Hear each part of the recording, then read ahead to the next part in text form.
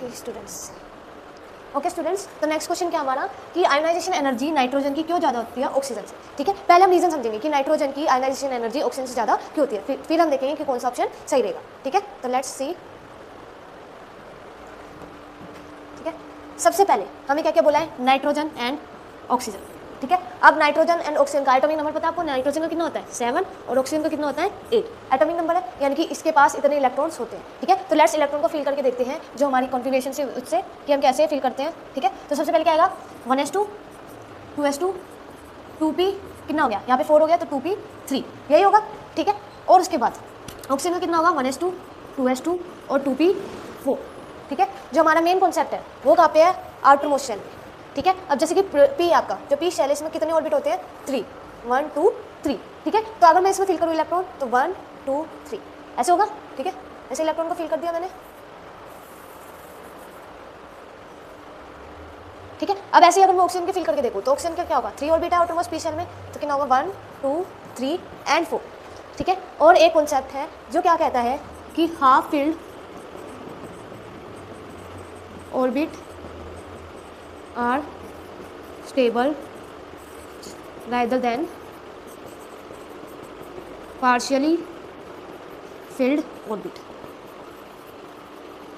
ठीक है, हमेशा याद रखना किसी भी एटम के आउटर मोस्ट शेल या तो हाफ फिल है या फुल फिल है, तो उसको ब्रेक करने के लिए या फिर इलेक्ट्रॉन देने के लिए या फिर इलेक्ट्रॉन लेने के लिए हमें एनर्जी ज़्यादा लगानी पड़ेगी, या फिर आप सीधा समझो, सीधा याद रखना हाफ फिल जो होता है वो ज़्यादा स्टेबल होता है, हाफ फील्ड ज़्यादा स्टेबल होता है। ठीक है, हमेशा याद रखना। अब यहाँ पे क्या है हाफ फील्ड है, यहाँ पे क्या है इसके पास ऑलरेडी 4 इलेक्ट्रॉन है, यानी कि ये 2 इलेक्ट्रॉन और ले सकता है, लेकिन इसको इलेक्ट्रॉन प्रोवाइड करने के लिए हमें एनर्जी ज़्यादा लगानी पड़ेगी। ठीक है, तो इसलिए इसकी जो आयोनाइजेशन एनर्जी है वो क्या होती है, ज़्यादा होती है। ठीक है, ये कॉन्सेप्ट हमेशा याद रखना कि half field orbit are stable rather than partially are more stable, लिख लो are more stable rather than partially field orbit. ठीक है, क्लियर हुआ।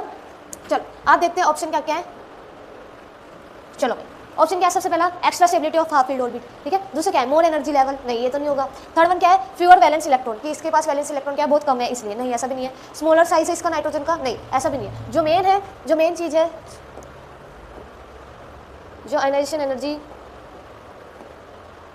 ठीक है ज़्यादा होती है, जो मेन कॉन्सेप्ट है वो क्या है more stability extra stability of half field orbit, तो इसका जो आंसर होगा वो क्या होगा हमारा ए। ठीक है, तो नेक्स्ट क्वेश्चन देखते हैं। नेक्स्ट क्वेश्चन क्या आपका,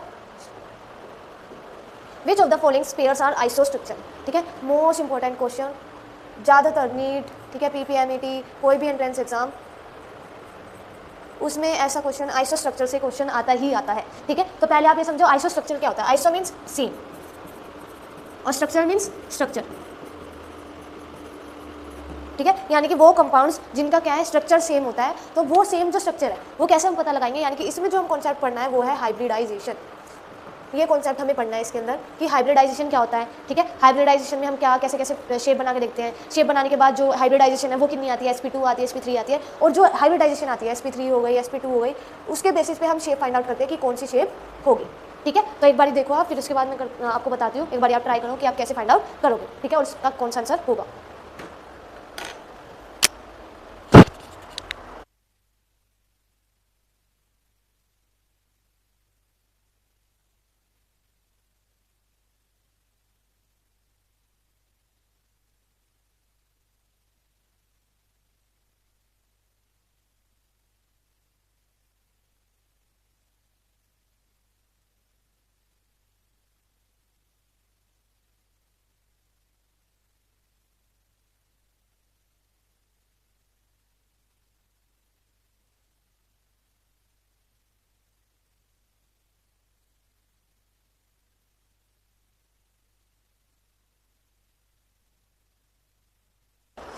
ओके स्टूडेंट, हमने सॉल्व करके देखा होगा। ठीक है, तो चलो अब ये जो क्वेश्चन है इसमें आपको पता चल गया होगा ना तो कि हाइब्रिडाइजेशन का हम यूज़ करते हैं। ठीक है, हाइब्रिडाइजेशन देखते हैं कि, और हाइब्रिडाइजेशन जो हाइब्रिडाइजेशन है इसको हम कैसे कैलकुलेट करते हैं। तो कैलकुलेट करने के लिए क्या होता है number of sigma bond plus में नंबर ऑफ लोन पेयर, कि कितने लोन पेयर उस कंपाउंड के ऊपर है। ठीक है, बेसिकली हम हाइब्रिडाइजेशन को ऐसे कैलकुलेट करते हैं, कंपाउंड देखते हैं जैसे मान लो NH4 प्लस है, NH4 ठीक है प्लस है। ठीक है, तो NH4 प्लस है तो इसको हम कैसे बनाएंगे। ठीक है, लेट NH3 हो गया, NH3 को बना के देखते हैं। ठीक है, तो इनको बना के देखते हैं और बनाने के बाद हम देखते हैं कि सिग्मा बॉन्ड कितने हमारे और पाई बॉन्ड कितने हैं और लोन पेयर कितने हैं, ठीक है। तो सिग्मा बॉन्ड, पाई, लोन पेयर ये सब देखते हैं, फिर फिगर बना के देखते हैं, शेप बना के देखते हैं, तो बहुत ज़्यादा कन्फ्यूजन होती है, ठीक है। तो मैं आपको एक ट्रिक बताऊंगी, उस ट्रिक से आप हमेशा कोई भी अगर हाइब्रिडाइजेशन से रिलेटेड है कि आइसो स्ट्रक्चर आपको बताना है तो आप सीधा उससे बता सकते हो। तो कैसे हाइब्रिडाइजेशन काउंट करने के लिए, जैसे मान लो जेड, ठीक है, ये मैंने ले लिया जेड कि इतने नंबर होंगे, ठीक है, इतने सिग्मा बॉन्ड और इतने लोन पेयर हो गए, हाइब्रिडाइजेशन फाइंड करनी है तो उसको मैं जेड मान लेती हूँ।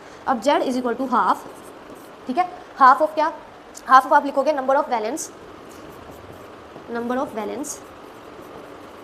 इलेक्ट्रॉन ऑन सेंट्रल एटम, ठीक है। जैसे कि मान लो ये सेंट्रल एटम है, ठीक है, ये क्या है, इलेक्ट्रॉन प्रोवाइड कर रहा है वो हाइड्रोजन को, ठीक है, तो ये सेंट्रल एटम होगा, तो सेंट्रल एटम पे कितने नंबर ऑफ वैलेंस इलेक्ट्रॉन है, ठीक है। प्लस क्या लिखोगे आप, नेगेटिव चार्ज, अगर नेगेटिव चार्ज है किसी प्रकार का तो उसको करोगे प्लस जो भी नेगेटिव चार्ज है वो, ठीक है। और अगर पॉजिटिव चार्ज है तो करोगे माइनस में पॉजिटिव चार्ज,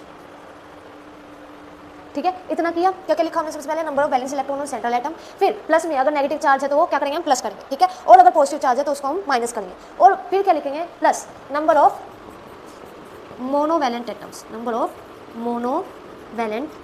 एटम्स, ठीक है। अब जो ये मोनोवैलेंट एटम है, ये क्या होते हैं, मोनोवैलेंट एटम होते हैं जिनकी जो वैलेंसी है वो क्या होती है, एक होती है, जैसे कि हो गया आपका हाइड्रोजन, ब्रोमीन, फ्लोरीन, ठीक है, जिनकी जो आपकी वैलेंसी है वो क्या होती है, एक, इसलिए इनको हम क्या बोलते हैं, मोनोवैलेंट बोलते हैं, ओके।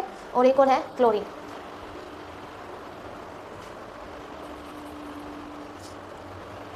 और क्लोरीन, ओके। तो इस बेसिस पे अब हम क्वेश्चन सॉल्व करके देखते हैं कि हाइब्रिडाइजेशन हमें कैसे कैलकुलेट करनी है। चलो लेट्स सॉल्व।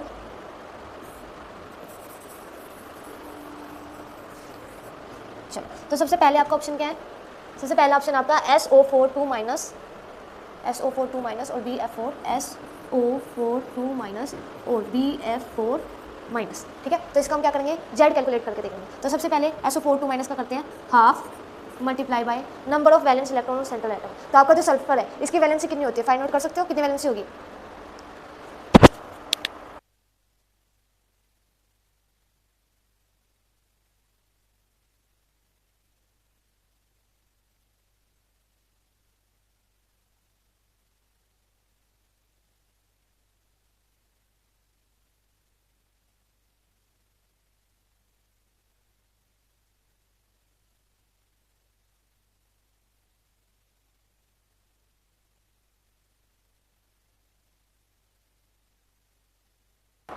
चलो भाई स्टूडेंट, ठीक है। तो आपका जो सल्फर है इसकी वैलेंसी कितनी होती है बता सकते हो, नंबर ऑफ वैलेंस इलेक्ट्रॉन, ठीक है, यानी कि आटोमोस्ट शेल में कितने वैलेंस इलेक्ट्रॉन है, तो इसके पास कितने हैं, 6 इलेक्ट्रॉन बैलेंस है, यानी कि जो 6 इलेक्ट्रॉन है ये इसके पास बैलेंस है, ठीक है, number of balance electron central atom, इतना करा।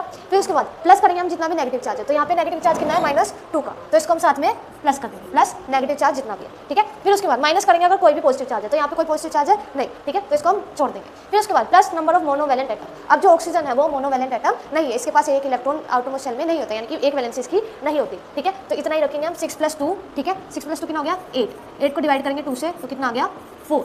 तो अगर मैं इसकी हाइब्रिडाइजेशन की बात करूँ तो क्या होगी sp3, ठीक है, 3 यहाँ पे और 1 यहाँ पे, तो कितनी हो गई sp3, ठीक है। तो sp3 की अगर मैं शेप की बात करूँ तो शेप क्या होगी, टेट्राहेड्रल, ठीक है। ऐसे ही हम हमारा जो BF4 माइनस है इसका कैलकुलेट करेंगे वही हाफ, फिर नंबर ऑफ वैलेंस, ठीक है, जो आपका ब्रोमीन है इसका नंबर ऑफ वैलेंस इलेक्ट्रॉन कितने होते हैं फाइंड आउट करो।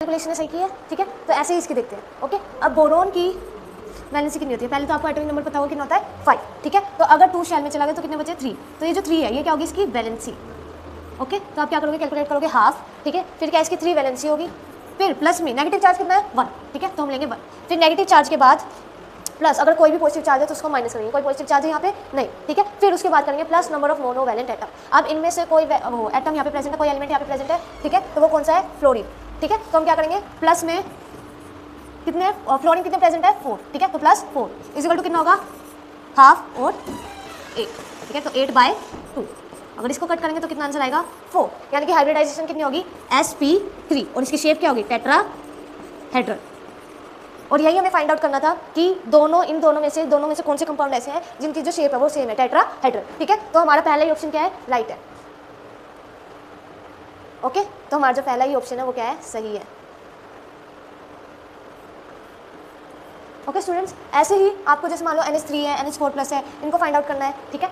तो लेट्स एक एग्जांपल आपको करवा के दिखाती हूँ कि कैसे हम उस ट्रिक से फाइंड आउट कर सकते हैं, जो फॉर्मुला है उस फॉर्मुला में पुट करके, ठीक है। जो नेक्स्ट 2 है वो मैं आपको सोल्व नहीं करा रही हूँ, ठीक है। आप इसकी जो हाइब्रिडाइजेशन है वो खुद कैलकुलेट करोगे कि कितनी होगी, ठीक है। हमेशा इतना याद रखना, अगर 2 होगी तो हम क्या लिखेंगे SP, ठीक है। 3 होंगे तो हम क्या लिखेंगे SP2, ठीक है। अगर 4 होगी तो हम क्या लिखेंगे SP3, ठीक है। तो याद रखना, हम ऐसे लिखेंगे, ऐसे टेबल बनाएंगे, अगर 2 होगी तो SP होगा, 3 होगी तो SP2 होगी, 4 होगा तो SP3 होगी, ठीक है। अब इनके अकॉर्डिंग जो हाइब्रिडाइजेशन है इसके अकॉर्डिंग इनकी जो शेप है वो अलग अलग होती है, ठीक है। जो मैं आपको वीडियो के जो कंटेंट है उसमें प्रोवाइड करा दूंगी या फिर वीडियो में आपको पिक्चर लगा के दिखा दूंगी, ठीक है। अब जो नेक्स्ट है इसका कैलकुलेट कराती हूँ आपको। हाफ फॉर्मुला क्या था, ठीक है, ब्रैकेट में number of valency of central atom, तो यहाँ पे क्या है नाइट्रोजन, ठीक है। और नाइट्रोजन का नंबर, मुझे वैलेंसी बताओ कितनी होती है, नाइट्रोजन की जो वैलेंसी कितनी होती है 5, ठीक है। तो हाफ 5 लिखा, ठीक है। अब 5 के बाद हमारा जो नेक्स्ट था वो था, अगर नेगेटिव चार्ज है तो प्लस करेंगे, पॉजिटिव चार्ज है तो माइनस करेंगे, और कोई चार्ज नहीं है तो उसको एज इट इज छोड़ देंगे, ठीक है। ये हुआ। अब उसके बाद क्या था, plus number of monovalent atom, तो यहाँ पे कितने एटम हमारे पास 3, यानी कि 5 3 5 और 3 कितने हो गए 8, 8/2, यानी कि इसका क्या आंसर आया 4, यानी कि इसकी हाइब्रिडाइजेशन होगी वो क्या होगी SP3। लेकिन अभी NH4+ बचा हुआ है, ठीक है। अब इसकी फाइंड आउट करते हैं। तो सबसे पहले वही वैलेंसी कितनी होगी 5 प्लस, अगर प्लस का साइन है, ठीक है, प्लस का साइन है तो माइनस करेंगे, तो यहाँ पे प्लस का चार्ज है तो -1, प्लस कितने हाइड्रोजन, यानी कि कितने मोनोवैलेंट है, मोनोवैलेंट एलिमेंट है या आइटम है, तो कितने हैं 4, तो हम करेंगे प्लस, ठीक है। तो पहले प्लस होता है माइनस होता है, बोर्ड मास के अकॉर्डिंग पहले प्लस होता है या माइनस होता है, एडिशन, ठीक है। सबसे पहले हम करेंगे ऐड, 4 और 1 4 और 1 5, ठीक है। तो 5 - 5 = 0, यानी कि इसकी हाइब्रिडाइजेशन कितनी आई है 0, ठीक है। तो ऐसे ही आप जो नेक्स्ट आपकी हैं जो भी कंपाउंड वगैरह प्रोवाइड करके इनको आप कैलकुलेट करके देखोगे, मैं नहीं करा रही, इससे क्या होगा आपका थोड़ा सा आइडिया होगा कि हम एक ऐसे ट्रिक के थ्रू हम कैसे इसको सॉल्व कर सकते हैं, ओके। चलो हम नेक्स्ट देखते हैं, हमारा नेक्स्ट क्या है। जो नेक्स्ट क्वेश्चन आपको वो क्या है, for exothermic reaction to be spontaneous, किसी भी एक्सोथर्मिक रिएक्शन के लिए वो अगर वो रिएक्शन को हम क्या रखें स्पॉन्टेनियस, तो टेम्परेचर कितना होना चाहिए, ठीक है। पहले आप समझो एक्सोथर्मिक रिएक्शन कौन सी होती है, ठीक है। अब जो एक्सोथर्मिक है और एंडोथर्मिक रिएक्शन, दो रिएक्शन आपकी बेसिकली होती है, एक्सोथर्मिक एंड एंडोथर्मिक, ठीक है। अब जो ये रिएक्शन होती है इसमें स्पॉन्टेनिटी मीन्स क्या होता है, स्पॉन्टेनिटी मीन्स रिएक्शन खुद हो रही है बाय सेल्फ, हमें किसी भी एनर्जी, किसी भी हीट, किसी भी चीज़ का यूज़ नहीं करना पड़ता, तो उसको हम बोलते हैं स्पॉन्टेनियस, यानी कि खुद ही रिएक्शन खुद ही हो रही है, उसको बोलते हैं स्पॉन्टेनियस, ठीक है। तो स्पॉन्टेनियस के लिए यानी कि रिएक्शन को स्पॉन्टेनिटी पे रखने के लिए वो जो टेम्परेचर है वो कितना होना चाहिए, ठीक है। पहले आप हमेशा याद रखना एक्सोथर्मिक रिएक्शन के लिए इस पे जो आपका लगेगा गिब्स, ठीक है। अब गिब्स फॉर्मूला लगेगा। अब गिब्स फॉर्मूला ने क्या कहा था बताओ, आप बता सकते हो, you can do it. Delta G किसके इक्वल होता है, डेल्टा जी किसके इक्वल होता है, delta H - T delta S, ठीक है। तो ये जो है गिब्स फॉर्मूला है। अब हमेशा याद रखना जब भी अगर एक्सोथर्मिक रिएक्शन है तो उसको अगर स्पॉन्टेनियस में रखना है तो स्पॉन्टेनियस में डेल्टा जी क्या होना चाहिए, नेगेटिव होना चाहिए। जब भी डेल्टा जी नेगेटिव होगा यानी कि रिएक्शन क्या है स्पॉन्टेनिटी पे, ठीक है। तो डेल्टा जी नेगेटिव कब हो सकता है, कब कब डेल्टा जी नेगेटिव होगा, ठीक है। तो ये कॉन्सेप्ट है सारा आपका एक्सोथर्मिक रिएक्शन का, मैं लिखवा रही हूँ, आप लिख लो, ताकि मान लो इससे रिलेटेड और भी कोई क्वेश्चन आए तो आप लिख सको, ठीक है। तो लिखो for exothermic reaction, exothermic reaction, ठीक है।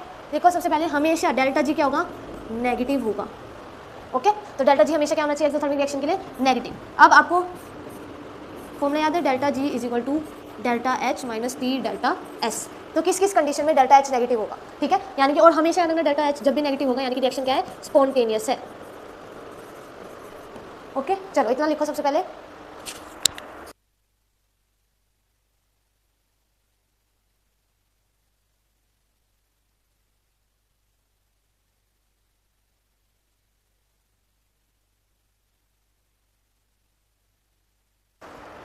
चलो भाई इतना लिख लिया। अब आगे लिखना डेल्टा S = पॉजिटिव, अगर और टेम्परेचर पे डेल्टा S पॉजिटिव है तो हमेशा डेल्टा जी नेगेटिव आएगा, और नेगेटिव मीन्स क्या होता है जो रिएक्शन है वो क्या है स्पॉन्टेनियस है, ठीक है। ऐसे ही अगर डेल्टा जो आपका डेल्टा S है अगर वो नेगेटिव हो गया तो दो कंडीशन अप्लाई होगी, जब भी डेल्टा S नेगेटिव होगा तो दो कंडीशन अप्लाई होगी, एक लो टेम्परेचर और एक high temperature, high temperature and low temperature, ठीक है। ये लिख लेना ताकि आपको याद रहे कि एक्सोथर्मिक रिएक्शन में क्या क्या कंडीशन होती है, डेल्टा जी नेगेटिव कब कब हो सकता है, जब भी डेल्टा जी नेगेटिव होगा रिएक्शन स्पॉन्टेनियस होगा, ठीक है। तो लो टेम्परेचर पे आपका जो डेल्टा जी है वो आता है नेगेटिव, और हाई टेम्परेचर पे जो आपका डेल्टा जी है वो आता है हमेशा पॉजिटिव, ठीक है। और हमें क्या चाहिए डेल्टा जी नेगेटिव, तो यानी कि डेल्टा एस नेगेटिव होगा तो रिएक्शन स्पॉन्टेनियस होगी, और डेल्टा एस नेगेटिव होगा तो नेगेटिव में किस कंडीशन में रिएक्शन स्पॉन्टेनियस होगी, जब भी टेम्परेचर क्या होगा, लो होगा।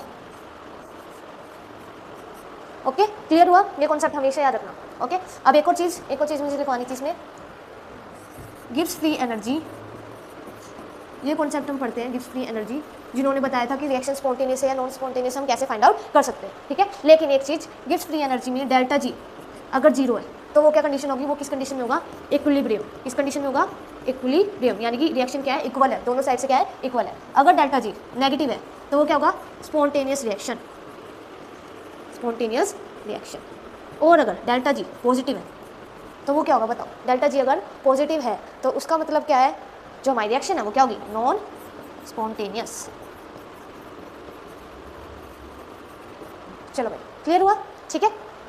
अब देखते हैं हमारे ऑप्शन क्या क्या थे, ठीक है। सबसे पहला टेम्परेचर क्या होगा अगर हमें क्या चाहिए, रिएक्शन स्पॉन्टेनियस चाहिए, ठीक है। तो टेम्परेचर हाई होगा, नहीं। जीरो होगा, नहीं। लो होगा, बिल्कुल। अभी हमने पढ़ा अगर डेल्टा जी नेगेटिव किस कंडीशन में होगा, जब भी टेम्परेचर क्या होगा, लो, ठीक है। तो ये क्या हो गया हमारा आंसर। ऐसे ही नेक्स्ट क्वेश्चन क्या आपका,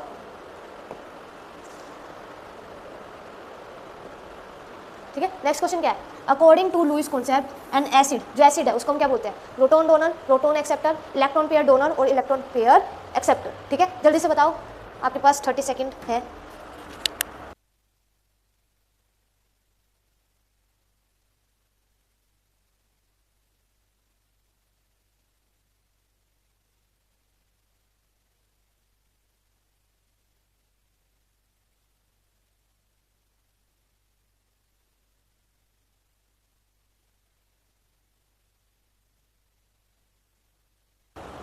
ओके जी, चलो बताओ। अब इसका आंसर जो होगा, पहले मैं आपको लुईस कॉन्सेप्ट बता देती हूँ। लुईस कॉन्सेप्ट, लुईस ने हमें क्या बोला था कि अगर इलेक्ट्रॉन पेयर इस एक्सेप्टर है, यानी कि जो इलेक्ट्रॉन पेयर एक्सेप्ट कर रहा है उसको हम हमेशा एसिड बोलेंगे, ठीक है। और बेस क्या होगा, जो क्या कर रहा है, इलेक्ट्रॉन पेयर डोनर है, सॉरी इलेक्ट्रॉन पेयर डोनर है, यानी कि जो इलेक्ट्रॉन के पेयर को क्या है, डोनेट कर रहा है उसको हम डोनर, ठीक है, उसको हम क्या बोलेंगे, बेस, ठीक है। और जो इलेक्ट्रॉन पेयर एक्सेप्टर है उसको हम क्या बोलेंगे, एसिड। क्लियर हुआ। तो लुईस कॉन्सेप्ट के बेसिस पे आपको फाइंड आउट करना है इलेक्ट्रॉन पेयर एक्सेप्टर का लिखा है, proton donor, proton acceptor, electron pair donor और इलेक्ट्रॉन पेयर एक्सेप्टर। तो आपका जो आंसर होगा वो क्या होगा, डी, ठीक है। क्लियर हुआ। लुईस कॉन्सेप्ट के बाद जो आपका अगला क्वेश्चन है वो है क्वेश्चन नंबर 7। क्वेश्चन नंबर 7 क्या है, addition of oxygen to a substance is termed as, ठीक है। यानी कि ऑक्सीजन को ऐड करने के बाद जो सब्सटेंस बनता है, जो सब्सटेंस के साथ होता है उसको हम क्या बोलते हैं, जब भी हम ऑक्सीजन को ऐड करते हैं तो उस टर्म को हम क्या बोलते हैं, ऑक्सीडेशन। हमेशा याद रखना, उस टर्म को हम क्या बोलते हैं, ऑक्सीडेशन। इसमें तो कोई आपको बताने की जरूरत नहीं थी कि जब भी ऑक्सीजन किसी भी चीज़ में ऐड हो रही है तो उसको बोलते हैं ऑक्सीडेशन। ओके चलो नेक्स्ट क्वेश्चन देखते हैं, question number 8, most important question, IUPAC name बताना है किसका। ये यहाँ पे जो नेम लिखा है, अगर मैं इसको ड्रॉ करूँ, ठीक है, तो ये कुछ ऐसे है, यहाँ पे क्लोरीन अटैच है ये, ठीक है, और यहाँ पे आपका ब्रोम, ठीक है, ब्रोमीन और क्लोरीन अटैच है। तो आप कैसे क्या लिखोगे, ओके, नेमिंग कैसे प्रोवाइड करोगे। तो सबसे पहले हम ये देखते हैं कि कहाँ कहाँ पे कंपाउंड अटैच है, ठीक है। और जब भी कंपाउंड अटैच होते हैं तो हम नंबरिंग करते हैं अल्फाबेटिकली थ्रू, ठीक है। लेकिन हम प्रेफरेंस यहाँ पे कहाँ देंगे, जहाँ पे, यानी कि एक साइड पे अगर 2 कंपाउंड अटैच है, जैसे मान लो डबल बॉन्ड हो गया, ठीक है, या फिर ट्रिपल बॉन्ड हो गया, या फिर उसके साथ कोई एलिमेंट अटैच है, तो उस वहाँ से हम नंबरिंग स्टार्ट करेंगे, ठीक है। तो नंबर कहाँ से स्टार्ट होगा, क्लोरीन से, 1 2 3 4 5 एंड 6, ठीक है, ऐसे नेमिंग देंगे। अब दूसरी चीज़, जो हमारा ब्रोमीन है वो 3rd नंबर पे आ रहा है, लेकिन मैं जो नेमिंग लिखूंगी वो अल्फाबेटिकली लिखूंगी, यानी कि मैं लिखूंगी 3 ब्रोमो, ठीक है, 1 क्लोरो हेक्सीन, यानी कि ये हमारा क्या होगा आंसर। IUPAC के कुछ रूल्स होते हैं, ठीक है। अब ये जो रूल्स है ये हमेशा आपको याद रखने हैं कि अगर डबल बॉन्ड आ रहा है तो ईन आएगा, ठीक है, अगर सिंगल बॉन्ड आ रहा है तो एन आएगा, और अगर ट्रिपल बॉन्ड आ रहा है तो आइन आएगा, ठीक है, ये सब याद रखना। अब ये नाम कहीं पे दिख रहा है आपको, 3 ब्रोमो 1 क्लोरो हेक्सीन, तो ये आपका क्या होगा आंसर। ओके हमेशा याद रखना, जहाँ पे भी एलिमेंट है, जो भी एलिमेंट अटैच है, वहीं से हम क्या है अपनी नंबरिंग स्टार्ट करें। और नंबरिंग में भी हम ये देखेंगे कि किस जगह पे 2 एलिमेंट अटैच है, जिस जगह पे 2 एलिमेंट अटैच है हम वहाँ से नंबरिंग अपनी स्टार्ट करेंगे। ओके चलो ये कॉन्सेप्ट क्लियर हुआ आपको, ये टॉपिक क्लियर हुआ।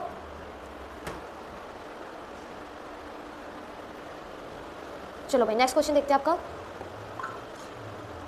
नेक्स्ट क्वेश्चन नंबर कितना अपना 9। An inhibitor is described as, अब इनिबिटर होता है क्या? इनिबिटर मींस किसी चीज को रोकना, स्टॉप करना, उसको हम क्या बोलते हैं? इनिबिट। यानी कि कोई क्या कर रहा है, ऑब्स्टेकल डाल रहा है एक टाइप का, उसको हम क्या बोलते हैं? इनिबिटर। इनिबिटर मींस किसी चीज को स्टॉप करना, रोकना, ठीक है। तो अब हम एक एक करके नेम पढ़ेंगे क्या क्या देने का। सबसे पहले स्लो और स्टॉप रिएक्शन, ठीक है, क्या कर रहा है? रिएक्शन को स्टॉप कर रहा है। Inhibit property of a catalyst, जो कैटलिस्ट है, कैटलिस्ट क्या करता है? अगर मैंने कैटलिस्ट डाला है तो वो रिएक्शन को बढ़ा देता है, जो रिएक्शन की जो प्रोसेस उसको बढ़ा देता है, ठीक है। Form during reaction does not participate और प्रिवेंट प्रोडक्ट फॉर्मेशन। चलो अब मुझे ये बताओ, जैसे मैंने आपको इनिबिटर का मीनिंग बताया, तो इनमें से कौन सा ऑप्शन आपका करेक्ट होगा? जल्दी से मुझे बताओ, फिर हम देखते हैं। ठीक है, तो क्लियर हुआ? पहला ऑप्शन आपका होगा स्लो, या फिर रिएक्शन को क्या करना? स्टॉप करना, ठीक है। इनिबिटर क्या करता है? रिएक्शन को क्या कर देता है? स्टॉप। ओके स्टूडेंट्स, चलो नेक्स्ट क्वेश्चन देखते हैं आपका। नेक्स्ट क्वेश्चन है आपका the law indicated relationship between solubility of a gas in liquid and pressure, ठीक है। वो लॉ जिसने हमें इंडिकेट किया था, एक मिनट, वो लॉ जिसने हमें इंडिकेट किया था, रिलेशन बताई थी किसके? सोलिबिलिटी ऑफ गैस और लिक्विड के वो रिलेशन क्या है? प्रेशर से। सोलिबिलिटी ऑफ गैस या फिर लिक्विड की रिलेशनशिप क्या है? प्रेशर से। यानी कि प्रेशर पे अगर हम इंपैक्ट डालें, प्रेशर को चेंज कर रहे हैं, तो वो सोलिबिलिटी ऑफ गैस या फिर लिक्विड में, मतलब गैस की लिक्विड में सोलिबिलिटी बढ़ा रहा है या कम कर रहा है, ठीक है। अब ये जो लो है ये किसने दिया था? प्रेशर और solubility of gas in liquid, ठीक है। इन दोनों में क्या रिलेशन है ये किसने बताया था? तो आप लोग बता सकते हो, एक बार नेम देखो, नेम देख के बताओ, बता सकते हो इसमें से क्या आंसर होगा आपका?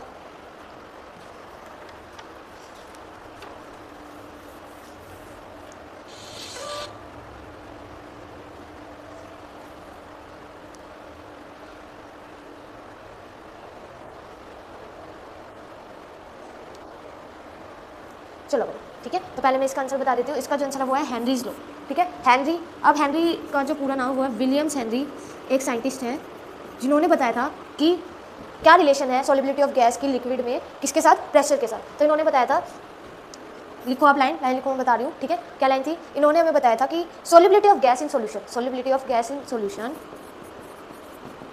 Solubility of gas in solution increase with increase in pressure. यानी कि इन्होंने सिंपल बताया था कि सोलिबिलिटी क्या है गैस की, डायरेक्टली प्रोपोर्शन है प्रेशर के।